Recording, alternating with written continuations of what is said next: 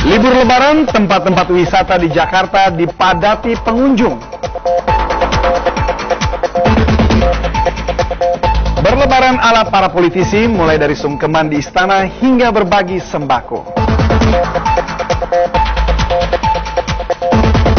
Ribuan warga mengikuti Grebek Syawal yang digelar Keraton Yogyakarta.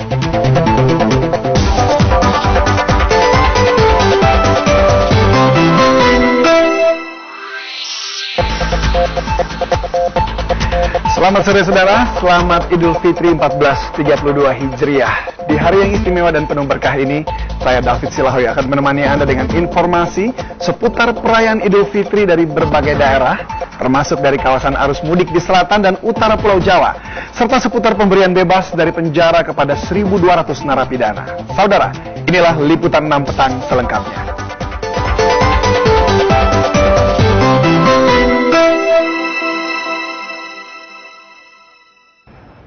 Saudara, di hari pertama Lebaran ini, kawasan wisata di Puncak Bogor, Jawa Barat dipadati warga yang berlibur dan mulai mengisi libur Lebaran dengan berwisata. Antrian panjang kendaraan pun tak terhindarkan.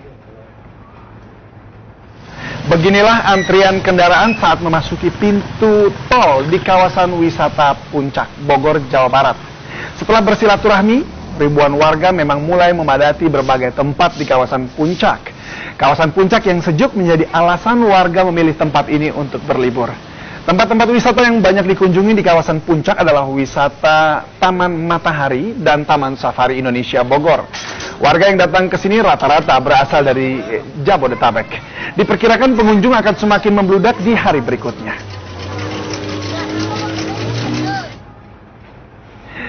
Ya, hari libur Lebaran dimanfaatkan banyak keluarga selain untuk bersilaturahmi, juga untuk mengunjungi kawasan-kawasan wisata.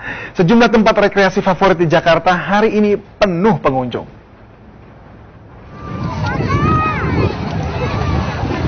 Taman Impian Jaya Ancol dipadati terutama wisatawan lokal yang memanfaatkan waktu libur Lebaran. Pengunjung tampak menikmati berbagai sudut Ancol, mulai dari suasana pantai hingga kereta gantung. Nuansa Lebaran tetap terasa. Saudara, gema takbir dan tahmid mbahana dari atas kereta gantung Ancol dan tentunya menambah semarak suasana masyarakat ibu kota yang memang menjadikan ritual rekreasi ke tempat-tempat liburan menjadi agenda tahunan mereka, khususnya di musim libur Lebaran. Monas tidak kalah ramai dibandingkan kawasan rekreasi lainnya. Monumen Nasional jadi magnet bukan hanya untuk warga Jakarta, tapi juga warga luar kota yang tengah berkunjung ke Jakarta memanfaatkan libur Lebaran. Ya, dalam rangka itu Lebaran ke rumah orang tua, sekalian jalan-jalan. Kebun Binatang Ragunan juga dipadati puluhan ribu pengunjung. Hingga siang tadi, jumlah pengunjung tercatat telah melebihi 25.000 orang, melebihi jumlah pengunjung Ragunan Lebaran tahun lalu. Senang aja nyenengin anak setahun sekali. Kenapa pilihannya di Ragunan, Bu? Pengen aja, sama sekali nggak pernah kesini, baru kali ini kesini.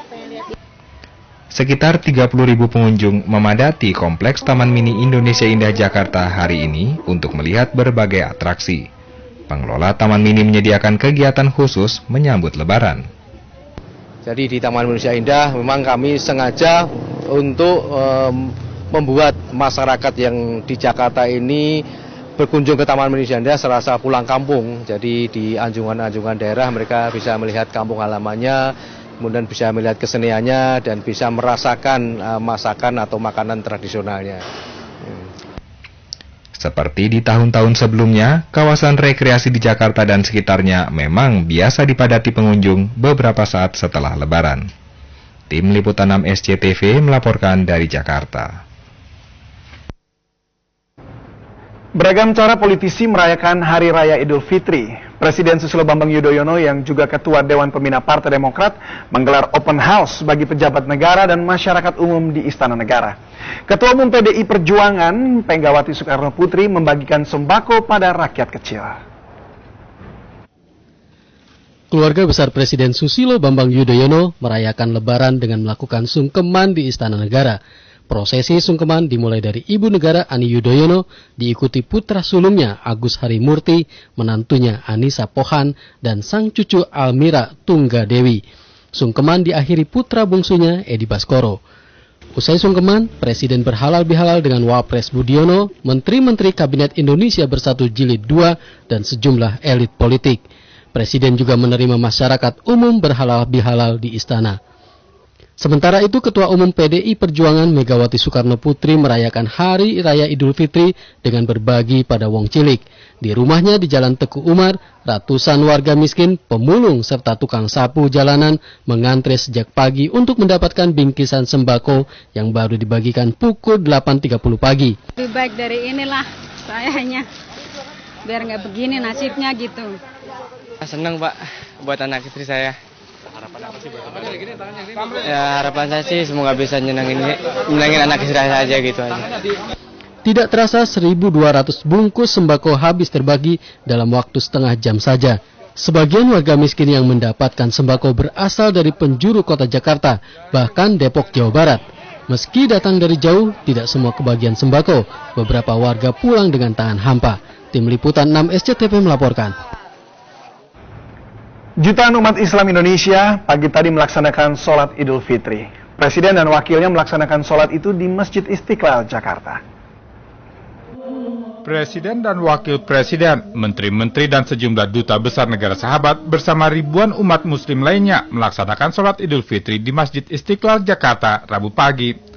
Dalam ceramahnya usai sholat, Khatib Quraisy Syihab berpesan bangsa Indonesia harus kembali ke jati dirinya sebagai bangsa yang religius. Ribuan warga Pinrang, Sulawesi Selatan juga menggelar sholat id di halaman kantor Bupati. Besarnya minat untuk sholat ini membuat masjid raya dan halamannya tak mampu menampung jamaah. Akibatnya area parkir, trotoar dan bibir kanal yang berada di dekat lokasi itu dimanfaatkan warga untuk menjadi tempat sholat. Dalam khutbahnya, Kiai Haji Muhammad Basri mengajak jamaah untuk mempererat tali silaturahim dan persaudaraan.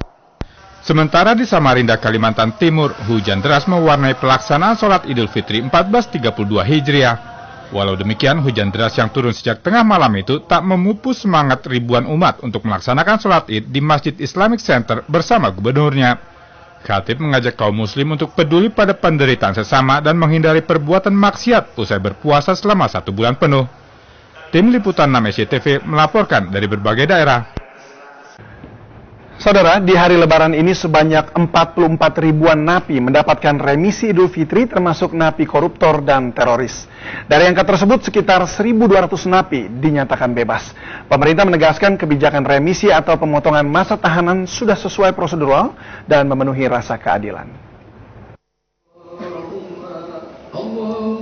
Hari Raya Idul Fitri merupakan hari istimewa bagi umat Islam. Tidak terkecuali bagi mereka yang sedang menjalani masa hukuman dalam lembaga pemasyarakatan, termasuk Humaydi, narapidana narkoba dan seribuan napi lainnya yang mendapat remisi Lebaran yang membawanya dapat menghirup udara bebas. Menteri Hukum dan HAM Patrialis Akbar menegaskan penerbitan remisi sudah sesuai aturan dan memenuhi rasa keadilan. Karena itu, Lebaran kali ini sekitar 44.000 napi mendapatkan remisi dan 1.200-an dinyatakan bebas, termasuk para koruptor dan teroris. Ya, membeda-bedakan lagi mana yang koruptor maupun yang tidak koruptor. Pada prinsipnya, kalau memang sudah saatnya dia dapat hak, kita berikan hak. Tidak ada satupun orang yang bisa komplain kepada kita karena aturannya seperti itu.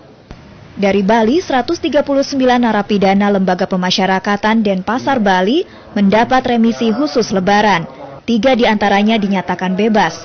Lapas Denpasar kini dihuni 1.056 orang napi dan tahanan. Jumlah ini jauh melebihi kapasitas maksimum lapas yang hanya bisa menampung 323 orang napi dan tahanan. Tim Liputan 6 SCTV melaporkan. Kami hadirkan gambar terkini arus lalu lintas dari kamera CCTV milik NTMC Polri. Di Pospol Jomin Cikampek, Jawa Barat, meski sudah memasuki masa Lebaran, arus lalu lintas dari arah Jakarta terlihat padat. Meski jalan dari arah Jakarta telah ditambah menjadi 2 jalur, arus kendaraan masih tetap padat. Sementara kendaraan arah sebaliknya cenderung lancar. Kamera 2.